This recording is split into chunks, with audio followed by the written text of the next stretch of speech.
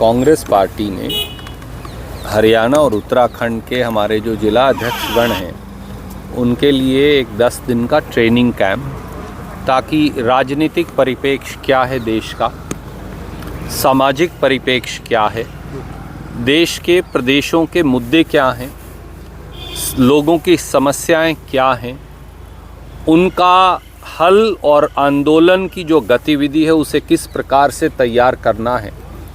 श्री सचिन राव जो हमारे ट्रेनिंग विभाग के अध्यक्ष हैं अखिल भारतीय कांग्रेस कमेटी के, वो हर जगह हमारे जिला अध्यक्षों को लेकर इस प्रकार के ट्रेनिंग कार्यक्रम का आयोजन करते हैं।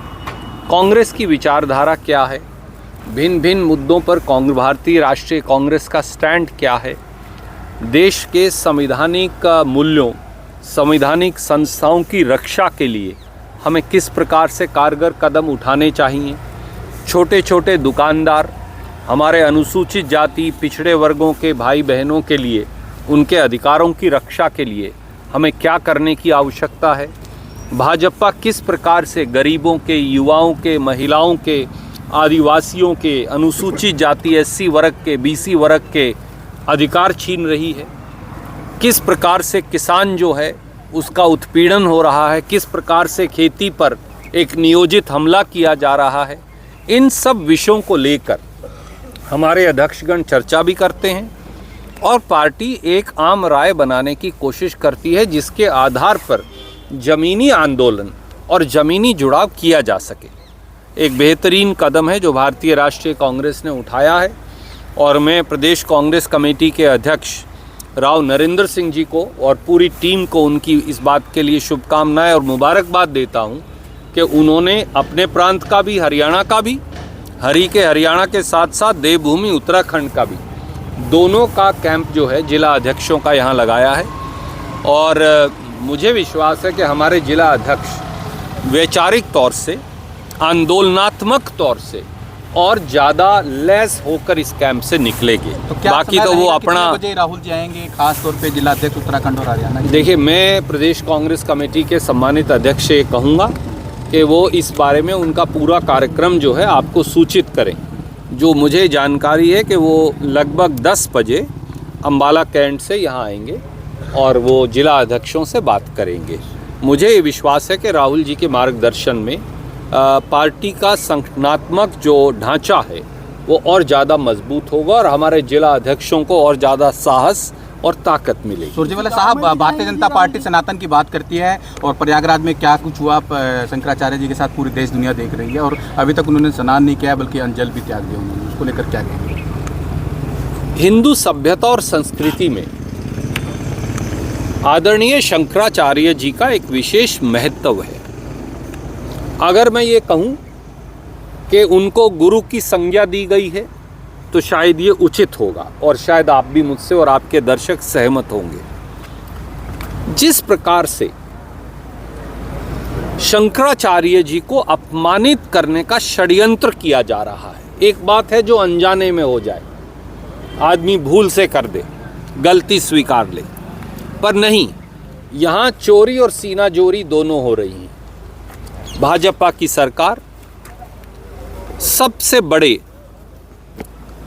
धर्म के सिद्ध जो हैं शंकराचार्य जी, पहले उनको अपमानित करती है, छत्र भी तोड़ दिया उनका, और अपमानित करने के बाद इस बात का घमंड और अहंकार भी करती है कि वो शंकराचार्य जी को अपमानित कर सकते हैं। मैं आपके माध्यम से दर्शकों और पाठकों को आपके कहूँगा कि क्या गंगा जमुनी तहजीब की, हिंदू सभ्यता की, क्या ये रीति और नीति हो सकती है? क्या धर्म और संस्कृति का ये रास्ता हो सकता है? क्या संस्कारों से ओतप्रोत भारत की तहजीब का ये चरित्र हो सकता है? तो सबका जवाब नहीं में आएगा। तो ये दिखाते हैं कि ये लोग जो आज सत्ता में बैठे हैं वो इतने अहंकारी और मठाधीश बन गए हैं कि वो ना किसी धर्मगुरु का सम्मान करते, ना संस्कार और संस्कृति की पहचान करते, ना वो भारत के अदब को जानते, न वो भारत की तहजीब और तरीके को पहचानते।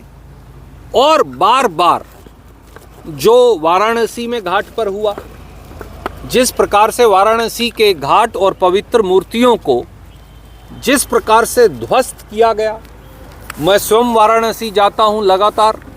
वाराणसी में 300 से ज़्यादा मंदिर गिरा दिए गए।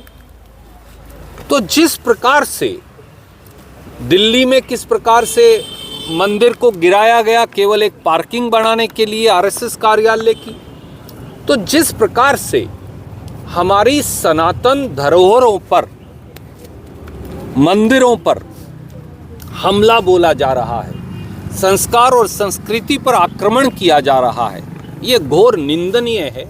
और इसे कोई भारतीय जो भारत की संस्कृति और संस्कारों में विश्वास रखता है वो कभी स्वीकार नहीं करेगा। भारतीय जनता पार्टी कह रही है कि राहुल गांधी को ट्रेनिंग की क्या जरूरत है, वो तो खुद आ रहे हुए हैं, उन्हें ट्रेनिंग क्या देंगे, खुद आ रहे हुए। यही अहंकार है मेरे आदरणीय मित्र।